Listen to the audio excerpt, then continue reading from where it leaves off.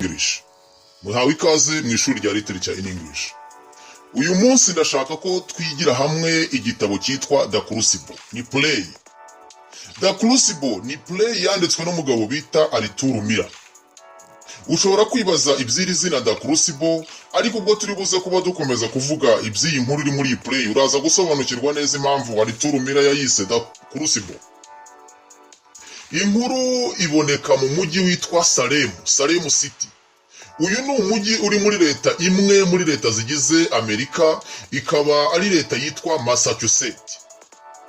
Iki gitabo yacyanditse mu 1692, ubwo nibwo yagishyiraga hanze. Massachusetts ni leta imwe muri leta zunze ubumwe za Amerika, ikaba yarakoronijwe n'abakoloni b'Abongereza. Ubwo bayikolonizaga bazanyemo iyobokamana rikomeye cyane bita Protestantism.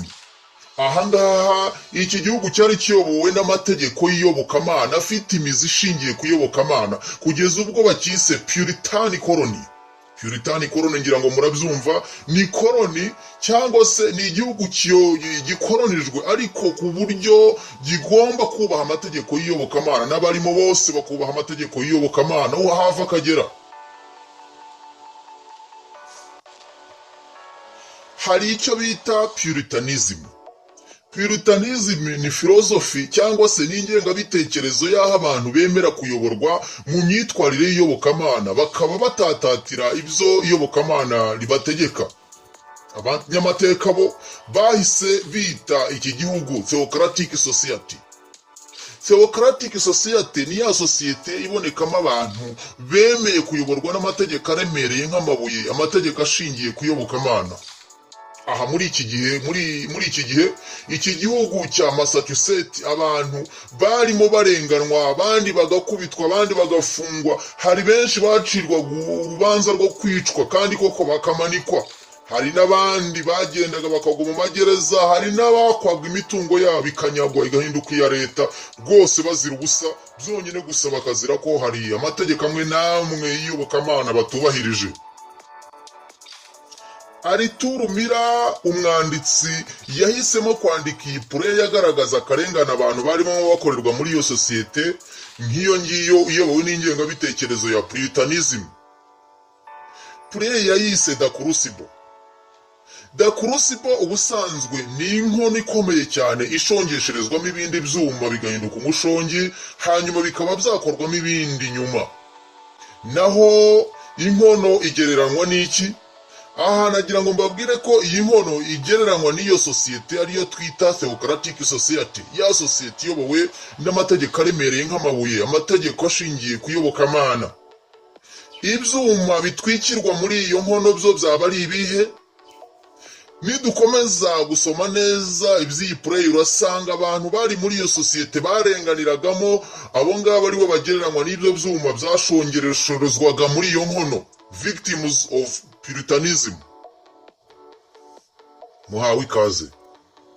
Inkuru itangirira mu rugo rw'umugabo wari waratwawe n'iyi philosophy Puritanism, ndetse rwose akaba yari yishyize mu bintu by'iyobokamana cyane. Yari Reverend. Uyu kwitwa Reverend bisobanuye ko yari umuyobozi ukomeye cyane w'idini, ni uyu muyobozi w'iyobokamana. Bamwe bamwita minister of the church. Uyu mugabo akitwa Reverend Samuel Paris. Aha ni inkuru itangirira iwe. Igihe kimwe Reverend Paris yabonye umukobwa we Betty, ndetse abona umwishywa we witwa Abigail Williams, ndetse abona n'uwitwa Tituba. Uyu nguyu yari umucakara w'umwirabura. Bose aba bakobwa yababonye babyinira mu ishyamba mu gicuku rwagati. Iki gikorwa cyagereranywaga n'igikorwa cy'ubupagani, satanic action. Ibi byatumye buke mu gitondo Betty, wa mukobwa wa Reverend Paris, abyuka mu gitondo arwaye cyane ndetse yari yanataye ubwenge. This action caused Betty to swoon. She looks very ill and feels unconsciousness. Umuganga wize ibyo kuvura hakoreshejwe imiti, local physician, yagerageje uko ashoboye kose kugira ngo arebe icyaba cyateye iyo ndwara, icyatumye uwo mukobwa amera gutyo. Araheba.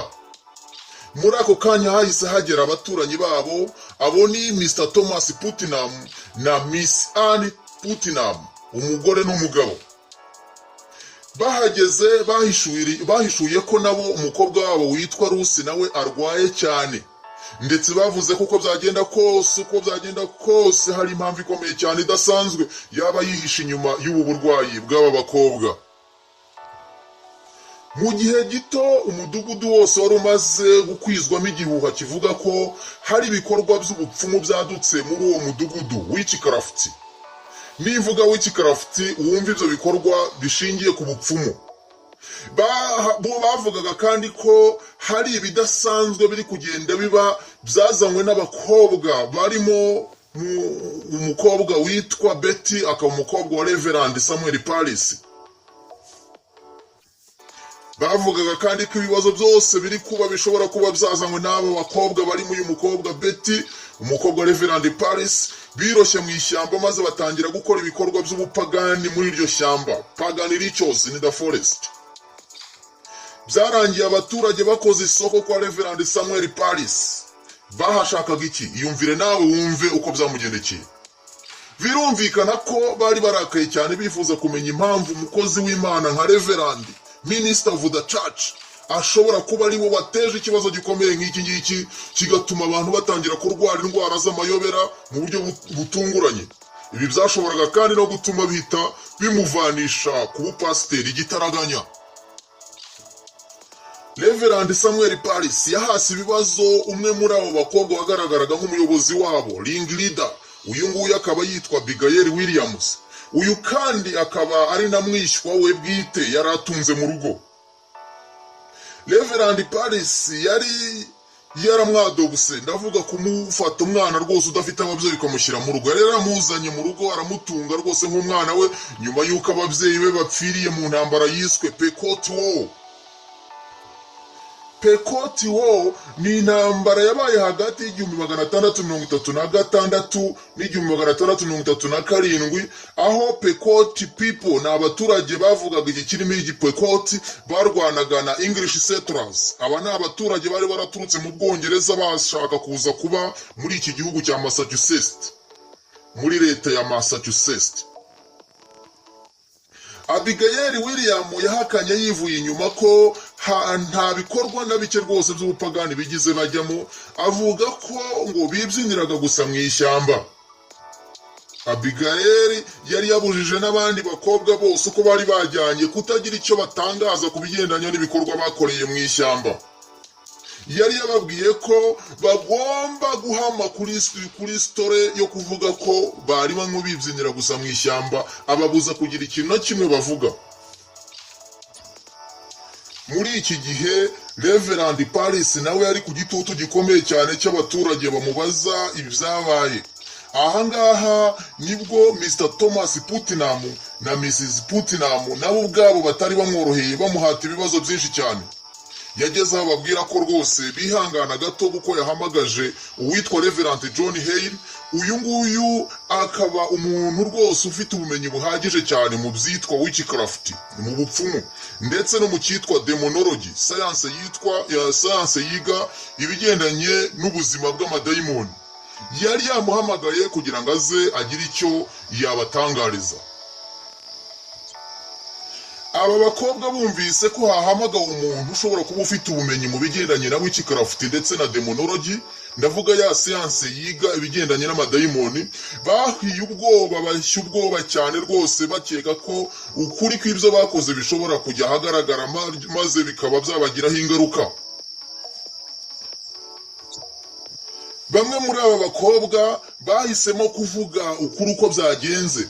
Bamwe bavuze neza ko bagiye mu ishyamba ndetse binjira muri ibi bikorwa by'ubupfumu, pagan rituals, bashingiye ku kuvuga ko bashaka gutsinda umuvumo w'umugore witwa Elizabeth Proctor ndetse no kurwanya isura ye mbi yashoboraga kubatera, ugliness.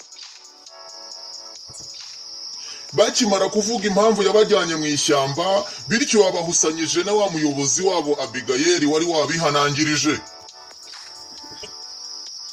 Betty wari uryamye rwose ananiwe cyane arwaye, yumvise urusaku aba arabyutse. abyuka akanya gato ariko arongera asubira mu buriri ndetse arongera ata ubwenge nka mbere. John Proctor, umuhinzi wo muri iyo karitsiye akaba n'umugabo w'umugore bita Elizabeth Proctor, yinjiye mu nzu igitaraganya vuba na vuba cyane, akurura abakobwa bose abajugunya hanze. Muri abo hari harimo kandi n'uwo mu muryango we witwa Mary Warren.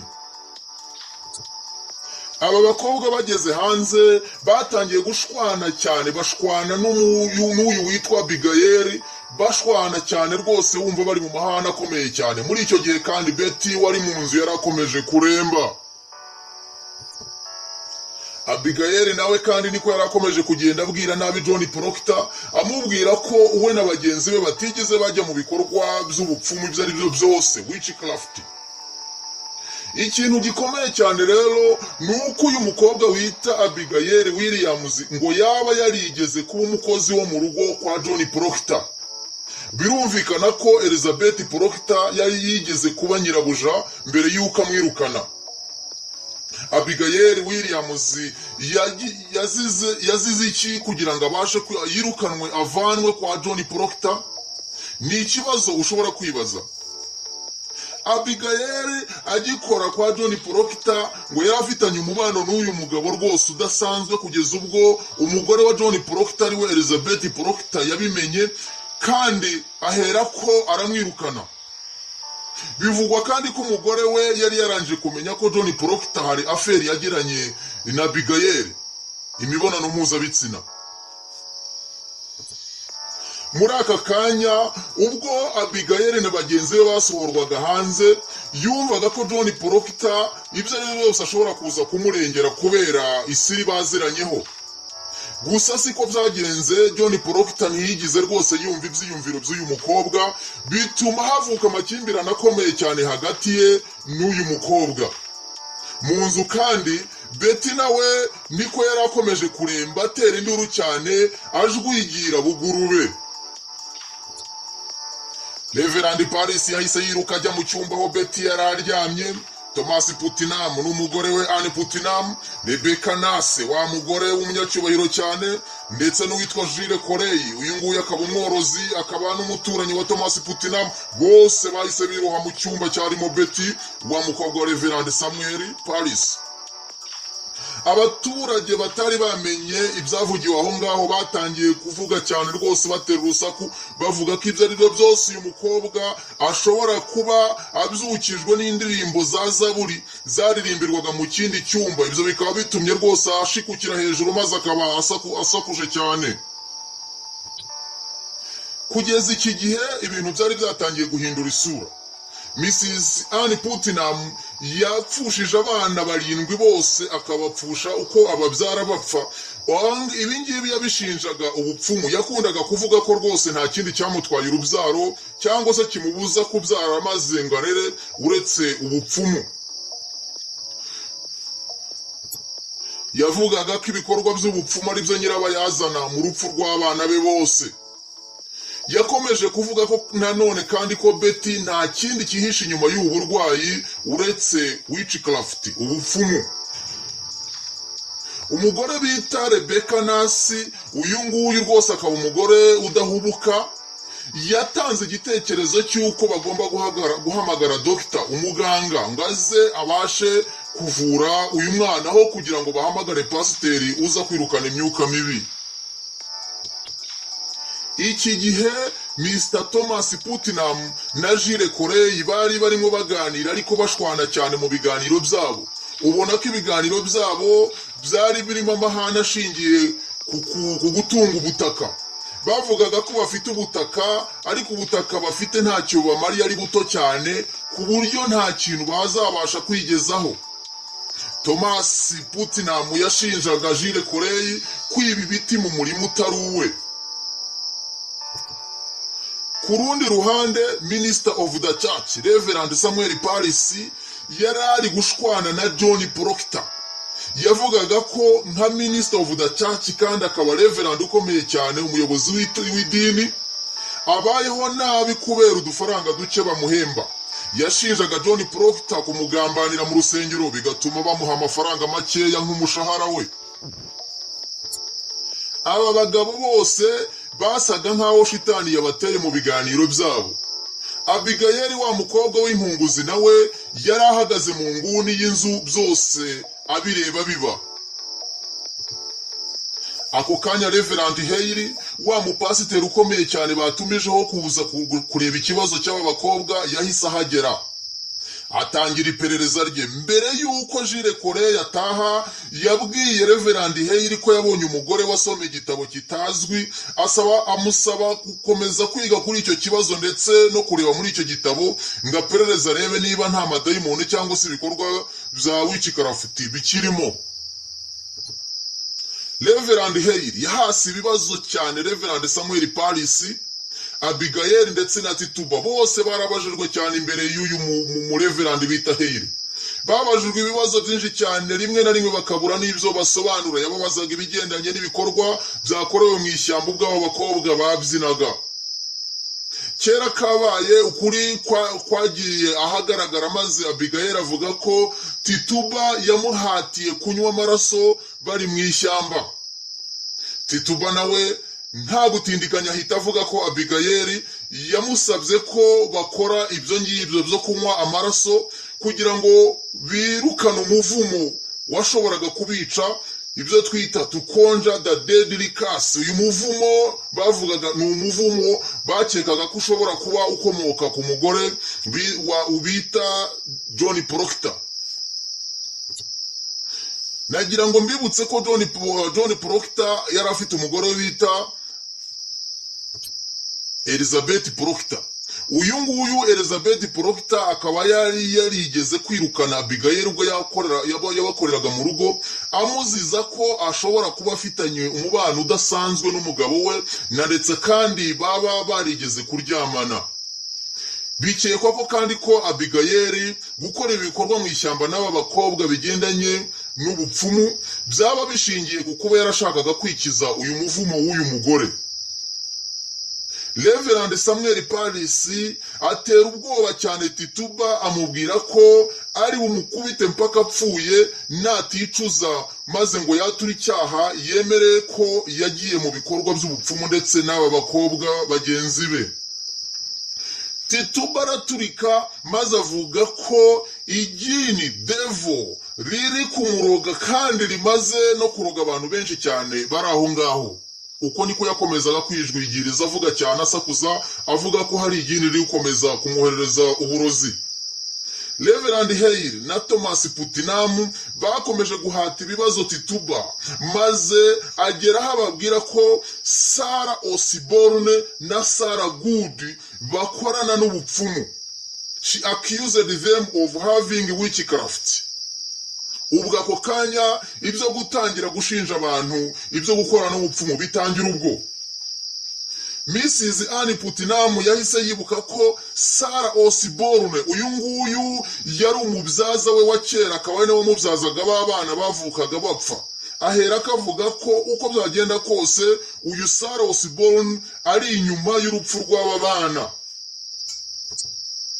Abigail nawe ahareho yari yihagarariye abayunzemo ashyigikira Tituba kugira ngo arengagize hatagira umenya ibigendanye n'imishyikirano afitanye na John Proctor.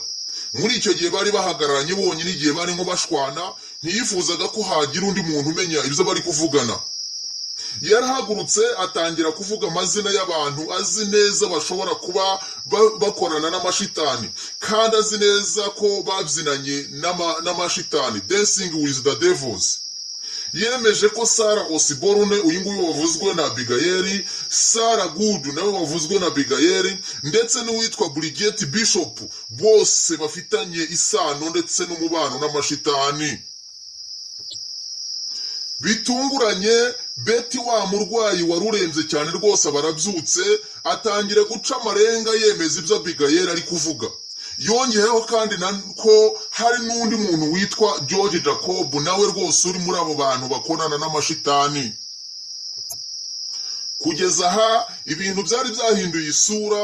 Ikibazo nticyari icy'aba bakobwa gusa, cyari cyafashe indi ntera, gitangiye gufata abantu batandukanye benshi cyane, ndetse bose bari kugenda bashinjwa gukorana n'ubupfumu ndetse no gukora imihango mibi cyane ishingiye ku bupfumu.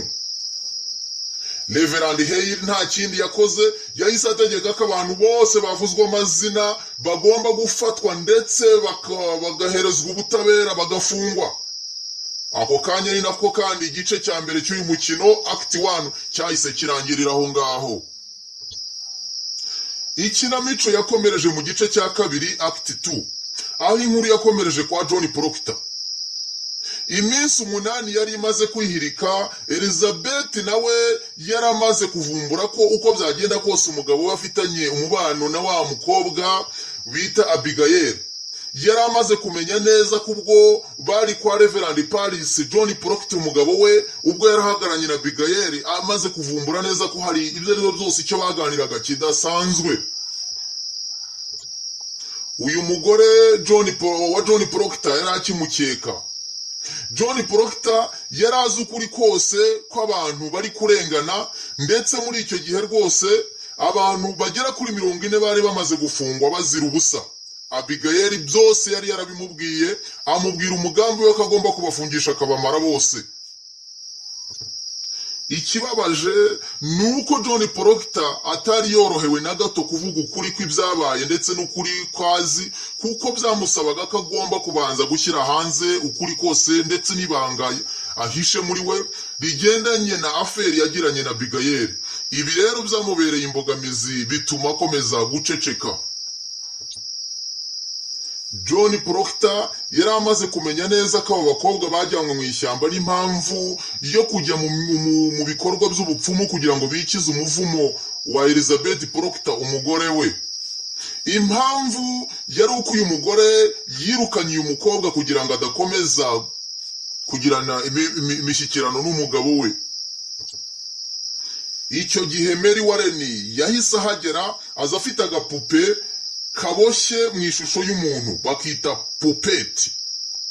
Yari yakaboshye igihe yari ku rukiko ubwo bari baburanisha b'abakobwa. Yakaboshye Abigail amureba.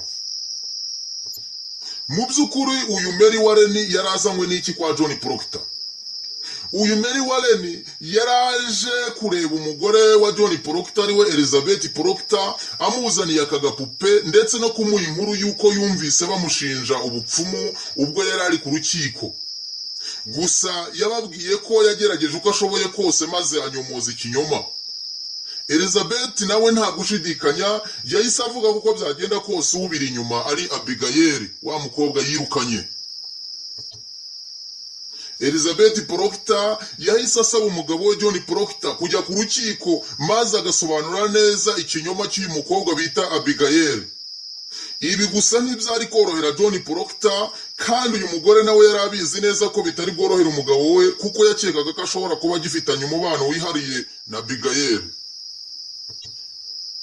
John Proctor yakomeje kwanga kujyayo rwose kuko yakekaga kuko byagenda kose ribuze kumusaba gushyira hanze ibanga ry'icyaha cy'ubusambanyi yagiranye na Abigail. Reverend Hale nawe abarahageze. Yabajije abari aho bose ibibazo byinshi cyane, abaza kandi John Proctor impamvu adaheruka mu rusengero. Yashinjije kandi John Proctor ko afite uruhare mu kubuza umwana we wa kabiri guhabwa isakramento ryo kubatizwa. Yamusabye kuvuga amategeko 10 y'Imana ngo yumve ko ayibuka.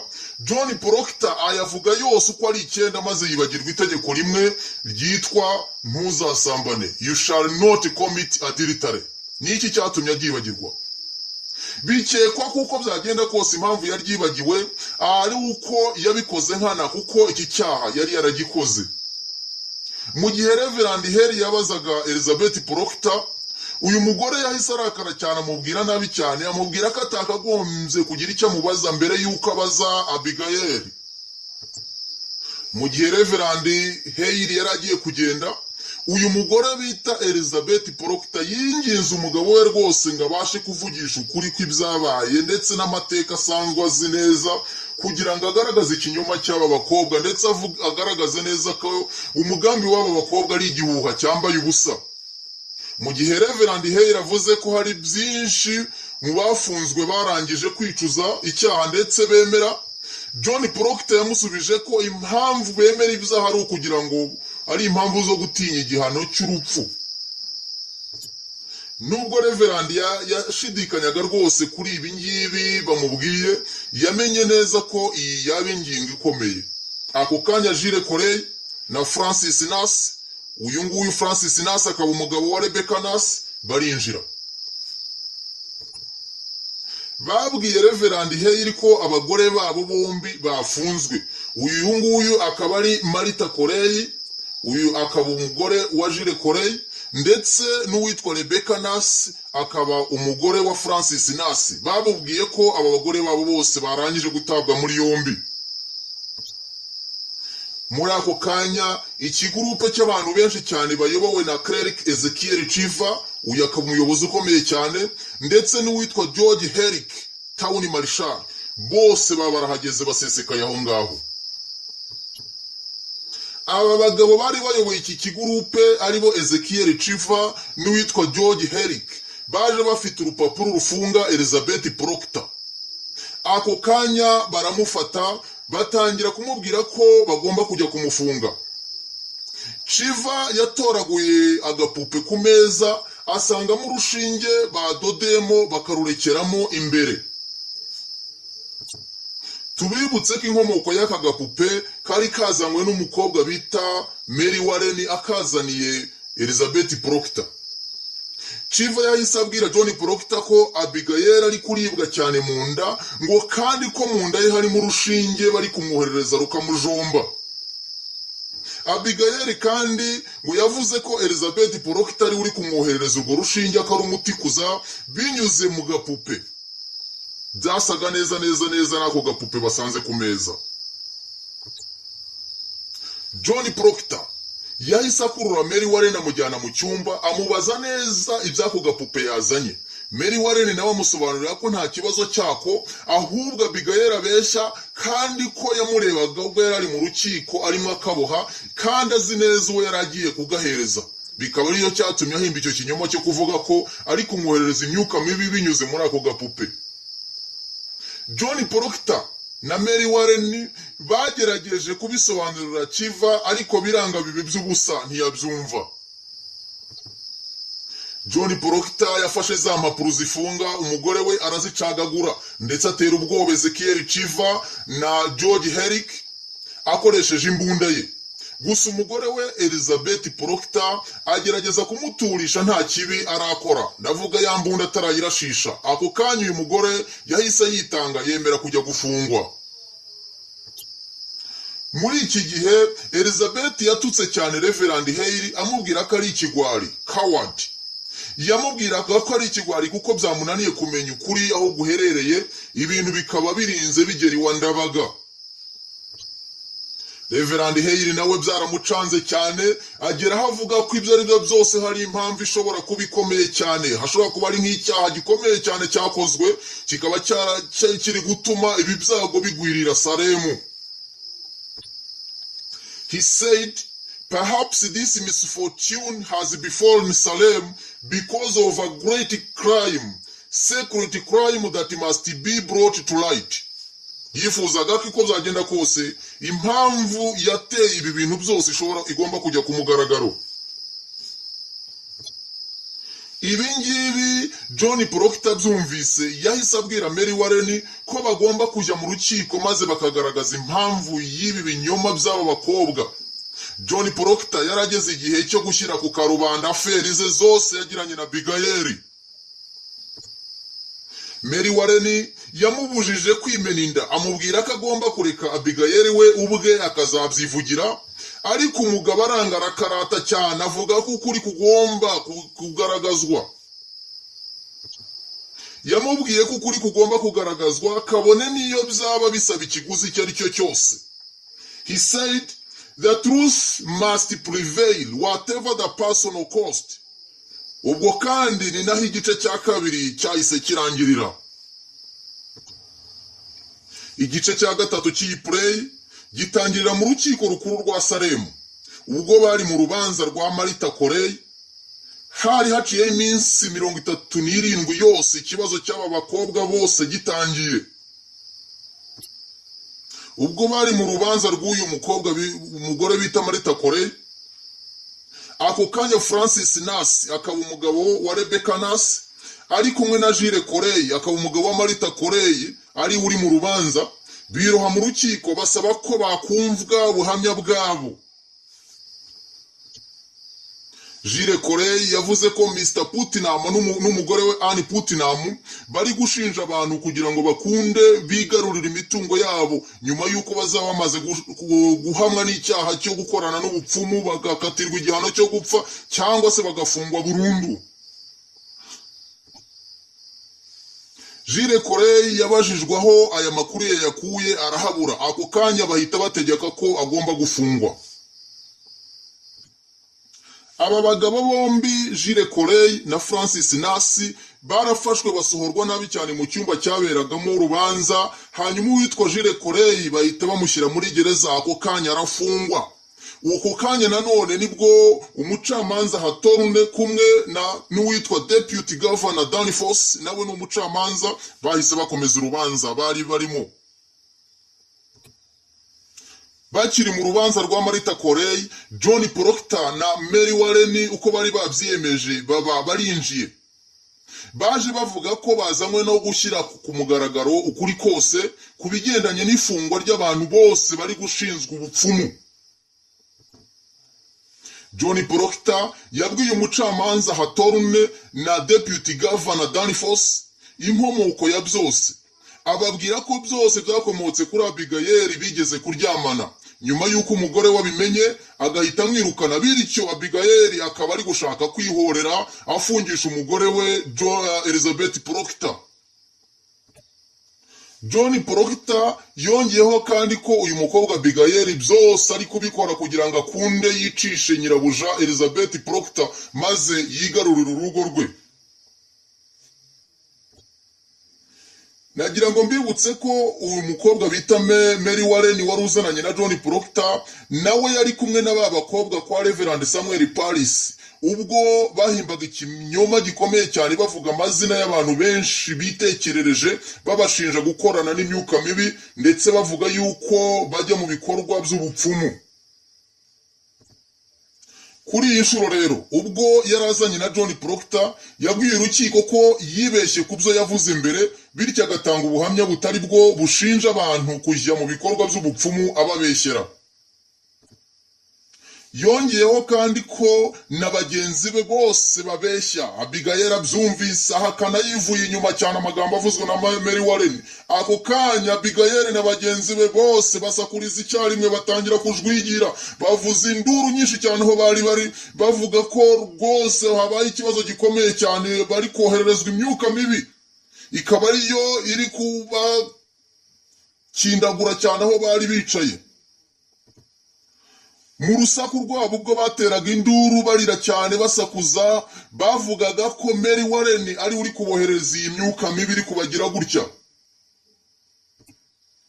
John Proctor yahise ahakana ibyo Abigail avuga ashinja Mary Warren, maze avuga ko Abigail uyu nguyu ari indaya yicuruza. Yongera kuvuga kandi ko nyuma yo kuryamana nawe ubashaka kwicisha Elizabeth Proctor umugore we kugira ngo abashe kumwigarurira nk'umugabo we. Umva uko John Proctor yavuze. John Proctor informs the court of his affair with Abigail and stated that Abigail is a whore. He said that she is lying in order to have Elizabeth executed, thereby providing herself with the opportunity to become his wife. Reka mbisubiremo. John Proctor informs the court of his affair with Abigail and stated that Abigail is a whore, and he said that Abigail is lying in order to have Elizabeth executed, thereby providing herself with the opportunity to become his wife. John Proctor yongeyeho kandi ku mugore wabizi neza kandi atajya abeshya kandi adashobora kubeshya urukiko. Aha niho Reverend Hale yasabye Judge Danforth gufata ingingo nk'ukuri bakayishingiraho. urukiko rwahamagaje Elizabeth Proctor ngo aze yemeze ibyo umugabo we avuze bigendanye na feri umugabo we yagiranye na Abigail. Kubw'ibyago Elizabeth Proctor ntiyigeze amenya ko umugabo we yicujije icyaha cy'ubusambanyi yagiranye na Abigail. Yakekaga uko byagenda kose umugabo we adashobora kubishyira ku karubanda. Akihagera babimubajije avuga ko nta feri n'imwe azi nk'iyo ngiyo, avuga ko icyo azi ari uko yirukanye umukobwa gusa kubera ko yamukekaga, bityo abahushanyije n'urukiko. Urukiko rwitaye ku ngingo imwe gusa ivuga ko Elizabeth atajya abeshya kandi adashobora kubeshya urukiko. Nyuma yo guhakana neza ko nta feri azi iri hagati ya Abigail n'umugabo we, byarangiye bamusubije muri gereza. John Proctor ateshwa agaciro gutyo. Urujijo n'ubwoba bwinshi byuzura mu cyumba abantu barimo. Abigail na bagenzi be bongera kujwigira cyane basakuriza rimwe icyarimwe bavuga ko imyuka mibi ya Mary Warren yongeye kubatera, noneho ngo ije mu ishusho y'inyoni y'umuhondo ku buryo nta muntu n'umwe washoboraga kubona iyo nyoni. Umucamanza Danforth yararakaye cyane abwira Mary Warren ko ari bumuhanishe kumunyonga amanitse. Mary Warren agira ubwoba bwinshi cyane, ahita ahimba imitwe yo kwifatanya n'aba bakobwa. Ako kanya ahita abahanaguraho icyaha yari yabashyizeho. Icyaha cyo kubeshya yari yabashyizeho abakivuye hatangira kubagira abere muri ubwo buryo. Yavuze kandi ko John Proctor yamuhatiye gushinja bagenzi be, avuga kandi ko anatunze amashitani. Yumvira ukuntu John Proctor yahise agwa mu kantu ko ari gushinjwa n'umuntu bazananye azi neza ko bagiye kuvuga ukuri.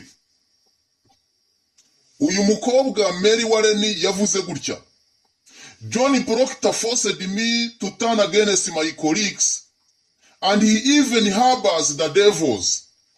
John Proctor yantegetse ku ngufu kurwanya bagenzi banjye bashinja ibinyoma kugira ngo atatamenyekana ko afite amadayimoni. John Proctor wari umaze kubura icyizere cyose ahita avuga ko Imana itagihari, yapfuye. He declares that God is dead. Urukiko rwategetse ko ako kanya John Proctor ahita afungwa. Reverend Hale yarababaye cyane, yijujutira umwanzuro w'urukiko avuga ko urukiko rutigeze rushishoza rwose ngo rufate imyanzuro mizima. Ariko kugeza aha yari atangiye kwicuza cyane rwose, kuko ibi byose ariwe byaturutseho igihe bamuhamagaraga akananirwa no gufata imyanzuro ngo akemure ikibazo, ahubwo agafata umwanzuro wo kubuhereza ubucamanza. Reverend Hale yahise ava ku rukiko ababaye cyane arigendera. Ako kanya kandi rido ziba zirafunzwe, igice cya gatatu cy'umukino kiba kirangiriye aho. Igice cya kane cy'uyu mukino gitangira bagaragaza ko hari haciye amezi 3 yose abantu benshi barashiriye muri gereza. Umunsi umwe muri gereza, Titubo wari usangiye icyumba kimwe na Sarah Good bagaragaye nk'abahamutse kubera ubwoba bw'ibyari biri kuba. Marshal Herrick nawe yari yarataye ubwenge kubera kubura abaturanyi be bamazwe bafungwa. Yari yarahindutse nk'umusinzi, alcoholic. Nibyo Marshal Herrick uyu nguyu yari yarabaye umusinzi, yari yarahisemo kujya yinywera inzoga ahinduka umusinzi burundu ku muhanda. Abaturage benshi bashinjwaga icyaha cya witchcraft. Bamwe bari barasabye imbabazi biyemeza ibyaha batakoze, abandi bahabwa igihe cyo kuba muri gereza, abandi imitungo yabo yose yari yaranyazwe yarahindutse iya leta. Abenshi kandi amazina yabo bari yararangije kwandikwa ku malisite ashyirwa hejuru y'imiryango y'insengero maze bahinduka ibicibwa muri sosiyete. 12 bari bamaze kwicwa, naho 7 bari bategereje igihano cy'urupfu barakatiwe kwicwa. Nagira ngo mbibutse ko umuntu wese washinjwaga icyaha cyo gukorana n'ubupfumu uwo ari we wese yahitaga akatirwa igihano cy'urupfu, yakanga kwihana ngo nibura yicuze akicwa. Icyakora washoboraga kuba yabasha kwihana akemera icyaha kabone niyo yabaga beshyerwa, ya ubuzima bwe bwarakiraga, ariko izina rye rikaba ryanduye ako kanya ndetse n'imitungo ye ikamburwa. muri abo rero barindwi bari bategereje kwicwa harimo John Proctor, Rebecca Nurse na Martha Corey. Uwitwa Jules Corey we yari yarakubiswe kugeza ubwo apfuye, bamuhatira kwemera icyaha ariko ahitamo kutishinja icyaha atakoze kuko yashakaga ko abana be bazahamana imitungo ye ntibayamburwe. Kugeza aha ibintu byari byaradogereye, umujyi wa Salemu wose nta kintu na kimwe cyari kigikorwa, abantu benshi bari muri gereza, abandi barapfuye barakatiwe urwo gupfa, byari ibibazo bikomeye cyane. Ibintu byakomeje kudogera, abantu bose barahahamutse, abandi barahungabanye, ubuzima barimo bwo gufungwa bya hato na hato, kwicwa, kwamburwa ibyabo, guhindurwa ibicibwa, byose nibyo byatumye abantu bahinduka ibyihebe, maze mu gihe gito batangira gukora imyigaragambyo muri Salemu barwanya urukiko. Abigail n'ubwoba bwinshi cyane bw'ibibazo yateje, yaketse ko nta kabuza imyigaragambyo abaturage bari gukora ishobora kuzamugiraho ingaruka zitari nziza. Ako kanya nibwo yapanze umugambi wo gutoroka gereza, ahitira mu rugo kwa Reverend Samuel Paris, wa wundi wari umutunze. Ahageze amwiba agahago k'amafaranga yose yari yaribikiye mu buzima bwe bwose, afata ubwato acikira mu Bwongereza, acikana n'umuntu witwa Mary Lewis. Judge Hatorun na Danforth basubiye muri Salemu guhura na Reverend Samuel Paris, gusa bagezeyo batunguwe no kubona Reverend Hale nawe ariyo. Yari yaragiye muri Salemu guhura n'abantu bagizweho ingaruka n'ikinyoma cy'aba bakobwa bose, nawe yaratangiye kumva rwose afite ipfunwe rikomeye cyane kuba yaragize uruhare muri ibi bintu byose byarimo biri kuba. Aha niho Reverend Paris wari wabuze ubutunzi bwe bwose bwibwe n'uyu mukobwa bita Abigail, yabwiye abanyamategeko ko yibwe kandi ko yakiriye ubutumwa bumutera ubwoba ko ashobora no kwicwa. Aha Reverend Paris yasabye Danforth gusubika igihe cyo kwica abantu bari barakatiwe urwo gupfa. Yatekerezaga ko nibura abaturanyi be bari barazize ubusa havamo abemera bakicuza, maze bityo bakaba barokora ubuzima bwabo. Reverend Hale nawe n'ikimwaro cyinshi cyane cy'intambara yateje ubwo yahitagamo gufungisha abantu ku ikubitiro aho kwiga neza ikibazo ngo akirangize wenyine, nawe yatangiye kwinginga abantu bari aho bakatiwe ngo nibura bemera icyaha babashe kurokoka ntibicwe. Reverend Hale yakomeje asaba Danforth kubabarira ba bandi barindwi bari bakurikiyeho kwicwa, amusaba gushyira icyaha ku bishwe bityo abakiri bazima bataricwa bagahanagurwaho icyaha. Danforth yarabyanze. Danforth yavuze ko kubabarira cyangwa gusubika igihano bahawe byateza urujijo rukomeye cyane ku butabera bwahawe abambere bemeye icyaha, ndetse n'aba bandi bahawe igihano cyo gupfa ndetse bakanicwa.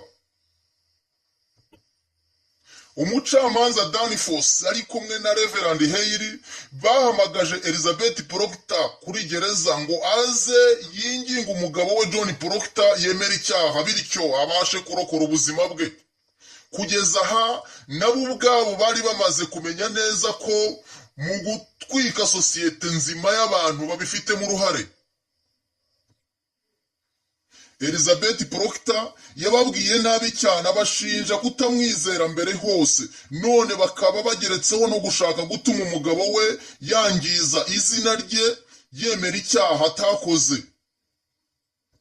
Uyu mugore yarabatsembeye ku mugaragaro, gusa yabemereye ko ashobora kuvugisha umugabo w'ijambo rimwe gusa, iryo ni goodbye.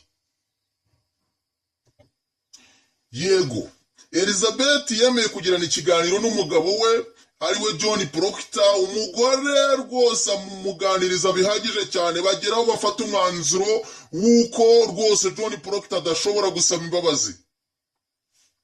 Umugore yabwiye umugabo we gukomeza ku mwanzuro we wo guhakana rwose nta mpamvu yo kwishinja icyaha atakoze.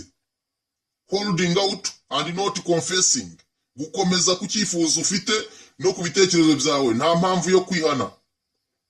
John yabwiye umugore we ko kuva na mbere hose yanze kwemera icyaha atakoze cyo gukoresha ubupfumu, atari impamvu yo gutinya guhanwa n'amategeko y'iyobokamana, ahubwo ari impamvu zo kwanga gusuzugurwa n'abamushinjaga icyaha ndetse n'urukiko.